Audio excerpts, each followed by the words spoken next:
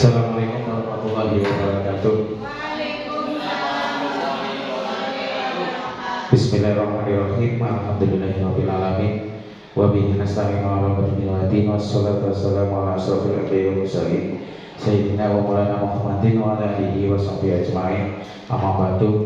Yang terhormat Bapak Kepala Sekolah SMP Rosari, Bapak Sudra PD, yang kami hormati para Bapak Ibu dan guru SMP Rosari dan narasumber Pak Toto Hernawan SPD yang pada hari ini akan melaksanakan menyampaikan perancangan tindak lanjut RTL tentang pembelajaran berbasis proyek dengan komunitas sekolah atau dengan KPS. Salawat serta salam semoga selalu tercurahkan kepada junjungan Nabi besar kita Nabi Muhammad SAW beserta keluarganya, para sahabatnya, dan semoga kita yang hadir pada pagi hari ini mendapat syafaat di yaumil qiyamah nanti, amin ya rabbal alamin. Bapak Ibu hadirin yang kami hormati, sebelum acara dimulai saya selaku moderator akan menyampaikan susunan acara pada kegiatan hari ini. Yang pertama yaitu pembukaan, yang kedua yaitu sambutan, yang ketiga yaitu narasumber atau penyampaian dari Bapak Toto Hernawan SPD, dan yang ketiga yaitu penutup. Baik, mari kita awali dengan pembukaan dengan bersama-sama membaca basmalah. Bismillahirrahmanirrahim. Selanjutnya yaitu sambutan dari Bapak Kepala Sekolah kepada Bapak Sudra PD, kami persilakan.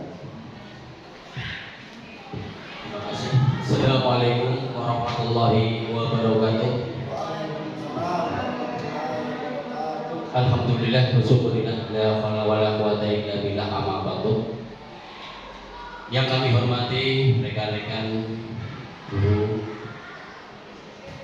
dalam hal ini pentingnya kesehatan untuk anak-anak didik kita, apalagi di musim yang sudah sekarang yaitu musim penghujan, maka perlu kita jaga terutama kesehatan kita dengan memperhatikan pola hidup yang sehat, di mana kita harus tidur yang cukup, olahraga yang cukup, menu makanan yang cukup. Perlu kita ketahui bahwa peserta kita harus dengan kondisi yang sehat, karena kalau badan kita sehat, untuk mendapatkan ilmu yang dari Bapak Ibu guru, maka tentunya akan mendapatkan dengan yang semaksimal mungkin. Dalam bahasa olahraga juga mengatakan bahwa mensano konporosano, bahwa di dalam tubuh yang sehat terdapat jiwa yang sehat pula. Untuk itu marilah kita bersama-sama kita jaga kesehatan badan, jasmani dan rohani kita, agar kita untuk mendapatkan pendidikan atau ilmu yang kita serap oleh Bapak Ibu guru dengan semaksimal mungkin. Demikian untuk sambutan dan terima kasih. Demikian kurang lebihnya mohon maaf. Selamat untuk Bapak Toto Hernawan. Assalamualaikum warahmatullahi wabarakatuh. Waalaikumsalam warahmatullahi wabarakatuh. Disampaikan terima kasih kepada Bapak Kepala Sekolah Bapak Sudra PD yang telah menyampaikan sambutannya. Semoga dengan sambutan tadi membawa semangat kita untuk berdiri. Baik, selanjutnya yaitu penyampaian atau pemaparan dari narasumber kita Bapak Toto Hernawan SPD yang akan menyampaikan perancangan tindak lanjut RTL pembelajaran berbasis proyek dengan komunitas sekolah atau KPS. Kepada Bapak Hernawan SPD kami persilakan. Terima kasih untuk waktunya. Di sini saya akan menjelaskan tentang rancangan tindak lanjut merancang pembelajaran berbasis proyek dengan komunitas sekolah atau KPS.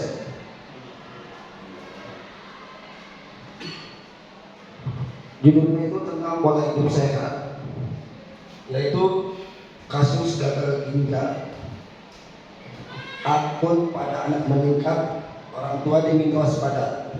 Dari kasus di atas, kita selaku pengganti orang tua peserta didik di sekolah harus mampu memberikan pemahaman dan penjelasan terkait makanan atau gadget sekolah yang dapat merusak organ dalam tubuh mereka.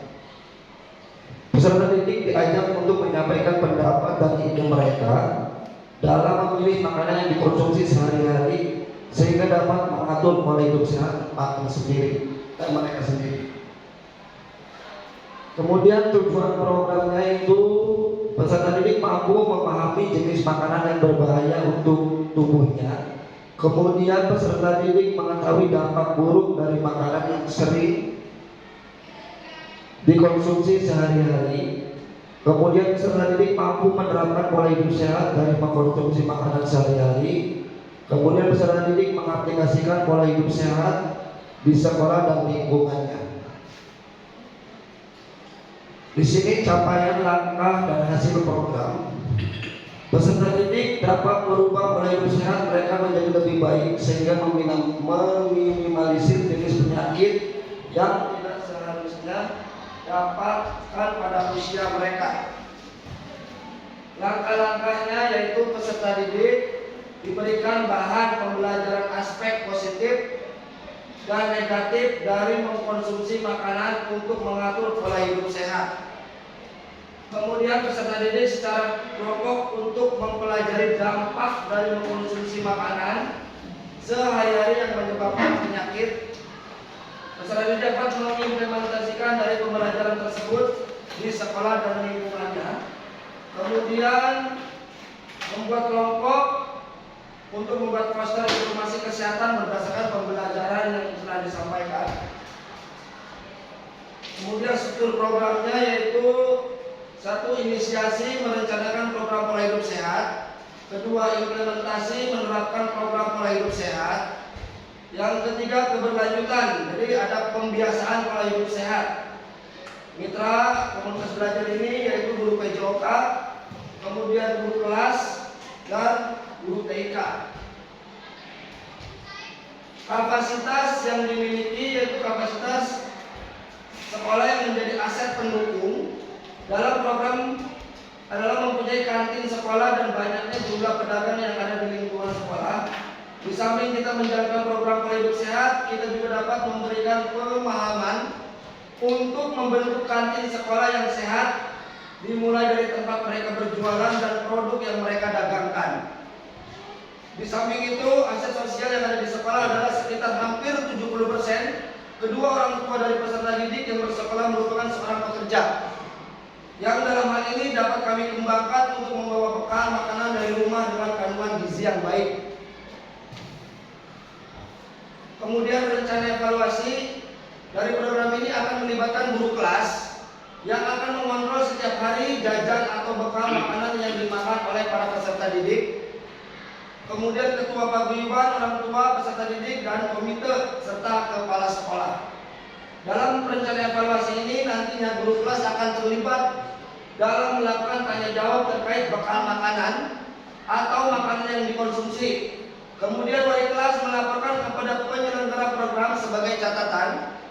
Dan akhir nantinya tim dari program akan membuat survei kepada peserta didik dan orang tua mengenai makanan yang dikonsumsi sehari-hari. Tantangannya yaitu kemungkinan akan terjadi pada saat implementasi akan ada beberapa peserta didik yang berbohong ketika ditanyakan mengenai makanan yang telah dikonsumsi. Kemudian sulitnya memberikan pemahaman kepada para penjual makanan di sekolah yang menjual makanan tidak sehat karena yang mereka fokuskan hanyalah hasil dari apa yang telah mereka jual. Di samping itu, karena kebanyakan orang tua peserta didik itu bekerja akan sedikit, sulit untuk membawakan bekal dari rumah untuk anaknya. Mungkin cukup sekian presentasi dari saya. Saya kembalikan ke moderator. Ya, terima kasih atas pemaparannya kepada Pak Todanawan SPD yang telah menyampaikan materinya. Untuk selanjutnya itu kita buka yang pertama untuk pertanyaan ya, atau pendapat, silakan. Kita dua teman yang pertama, silakan.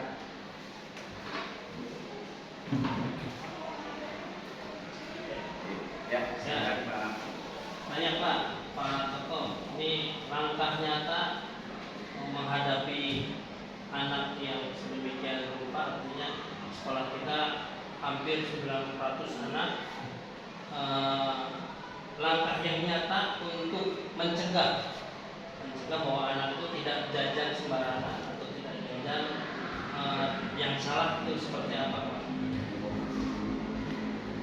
Oke, terima kasih Pak Yusuf Maulana untuk pertanyaannya. Itu langkah nyatanya satu, kita berkontribusi dengan para kantin yang ada di lingkungan sekolah yang menjual makanan atau minuman yang mungkin tidak sehat, mengarahkan untuk menjual makanan-makanan yang sehat. Kemudian kepada para penjual yang ada di lingkungan sekolah yang berada di depan gerbang sekolah untuk menjual makanan-makanan yang sehat. Kemudian kita bekerjasama dengan para guru dan wali kelas untuk menyuruh anak-anak atau peserta didik membawa bekal dari rumah agar bisa terkontrol makan makanan yang sehat.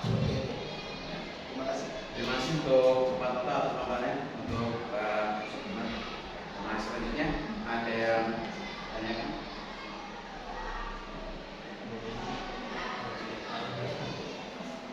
Baiklah, kalau sudah tidak ada untuk pemaparan tentang kehidupan sehat di lingkungan sekolah sudah disampaikan oleh Pak Toto, mungkin nanti cukup jelas untuk bisa diterapkan di sekolah kita. Baik, untuk acara selanjutnya yaitu penutup. Mari kita tutup acara pada hari ini dengan bersama-sama membaca hamdalah. Terima kasih. Saya sang moderator. Mohon maaf apabila ada tutur kata yang tidak berkenan. Saya akhiri wabillahi taufiq wal hidayah. Wassalamualaikum warahmatullahi wabarakatuh. Waalaikumsalam.